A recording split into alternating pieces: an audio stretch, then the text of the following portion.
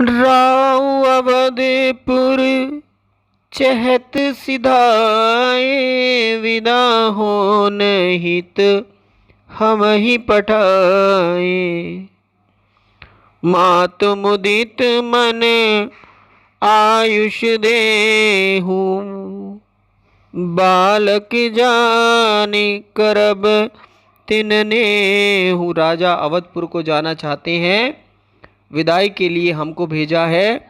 हे माता जी, प्रसन्न मन से आज्ञा दीजिए और अपना बालक जानकर सर्वदा प्रेम रखिएगा। रामचंद्र जी सुनैना जी से ये बातें कह रहे हैं। राम की विदाई को इसमें हम भाग 2 में सुनेंगे।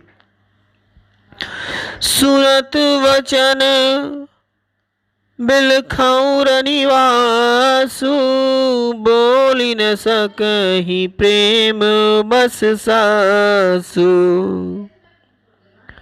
हृदय लगाए कुंवरी सबली,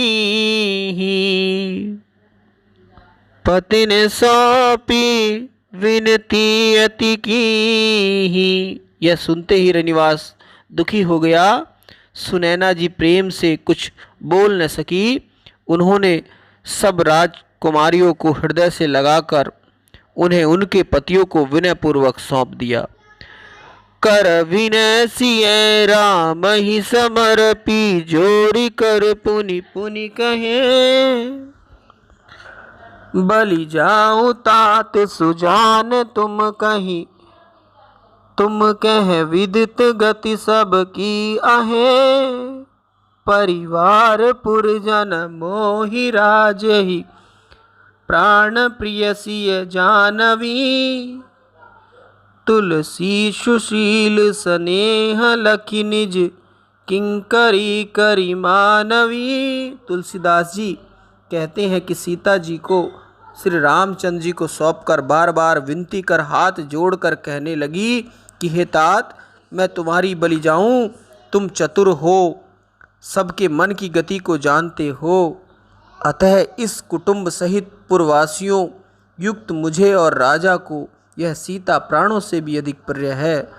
तुम इसके सुंदर शील और प्रेम को देख अपनी दासी के समान मानना।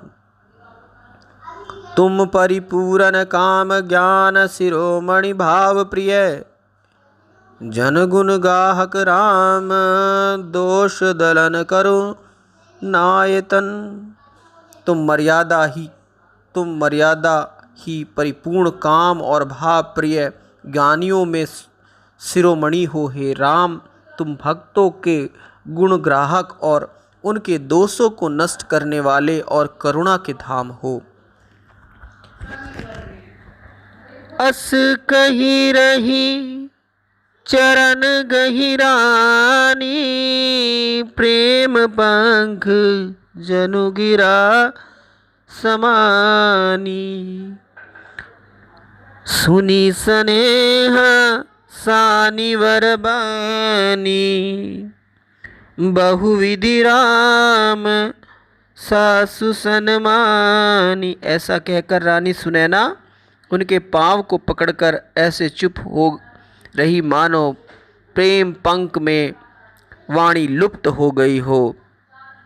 तब उस प्रेम युक्त श्रेष्ठ वाणी को सुनकर राम जी बहुत प्रकार से सासू का सम्मान किए। राम विदा मांगत कर जोरी, कीर प्रणाम बहोरी बहोरी। पाई आशीष बहोरी शिरनाई, भाइन सहित चले रघुराई। फिर श्री रामचंद्र जी ने हाथ जोड़कर विदा मांगी और बार बार प्रणाम किए।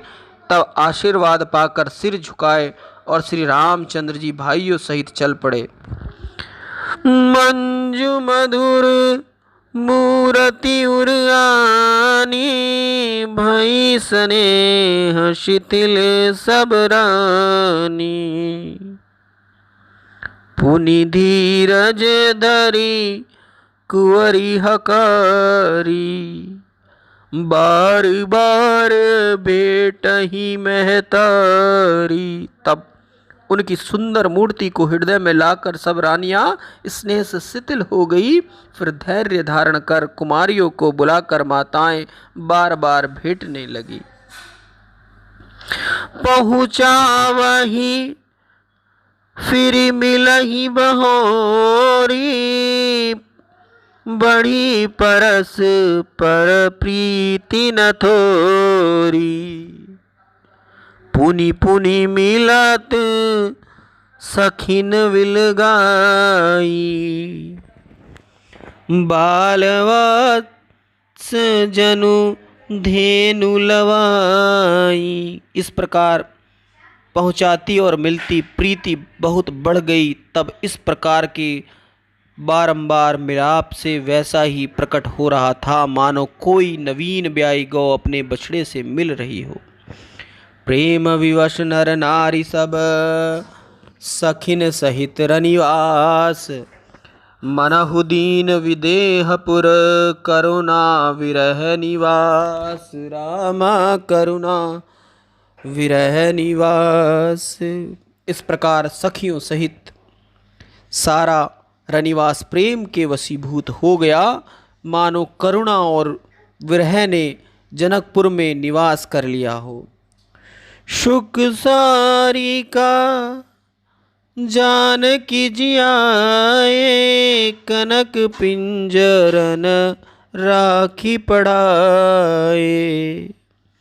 व्याकुल कहीं कहावै देही, सुनि धीरज परि हरई न केही।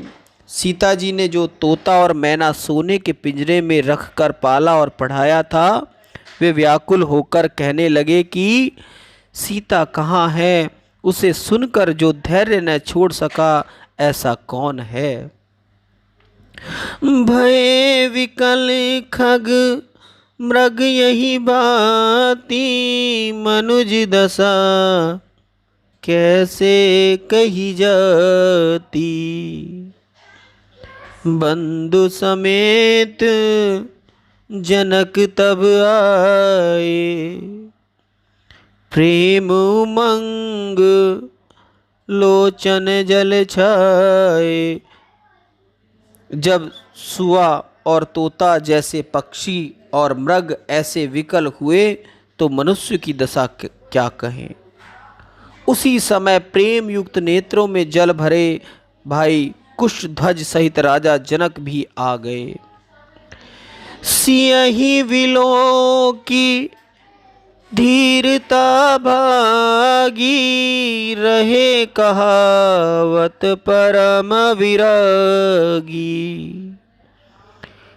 लीन हराऊ उर लाए जानकी, मिटी महामर्याद ज्ञान की। यद्यपि वे बड़े वैरागी थे, किंतु सीता जी को देखते ही उनका धैर्य जाता रहा।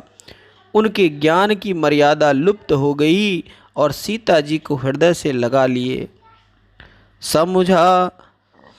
समझावत सब सचिव सयाने, कीन विचार सु अवसर जाने। बारी बारी सुताउर लाई, सजी सुंदर पाल की मंगाई। मंत्री समझाने लगे। तब सुअवसर जानकर उन्होंने धैर्य धारण किया और पुत्री को बार बार हृदय से लगाकर सजी हुई पालकी मंगाई। प्रेम विवश नर नारी सब जाने सुलगन नरेश, कुवरई चढ़ाई पालकी सुमरे श्री गणेश। समस्त स्त्री पुरुष प्रेम के विशेष वश हो गए। तब सुंदर लग्न जानकर राजा ने राजकुमारी को पालकी में चढ़ाकर सिद्धिदाता गणेश जी का स्मरण किया। बहुविधि भूप सुता समुझाई, नारी धर्म सब प्रीति सिखाई। दासी दास दिए बहु तेरे, सुचि सेवक जे प्रियसिए केरे।